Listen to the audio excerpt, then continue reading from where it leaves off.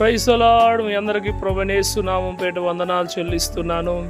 మీ అందరి కొరకు ప్రార్థిస్తున్నాం. దేవుడు మీకు సమాధాన దీవెనలు ఇచ్చునుగాక. ఆమేన్.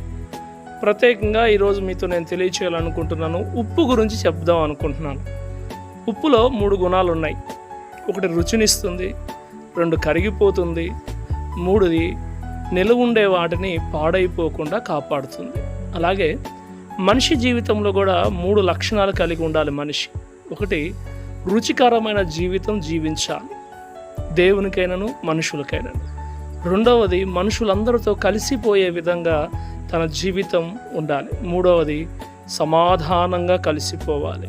ఈ 3 మనిషి జీవితంలో ఈ 3 ఎప్పుడైతే ఉంటాయో అప్పుడు ఆ మనిషి దేవుడు సృష్టించిన దానికి రుచికరమైన జీవితం జీవించేవాడిగా ఉన్నట్లు. కనుక మనందరం కూడా రుచికరమైన జీవితం జీవించాలి. ఆ రుచికరమైన జీవితం జీవించాలి అంటే మనము కూడా దేవునిలో ఉన్నప్పుడు, దేవునితో కలిసి సహవాసము చేసినప్పుడు, దేవునితో నడిచినప్పుడు ప్రజలందరికీ మన జీవితము రుచికరమైన జీవితముగా ఉంటుంది.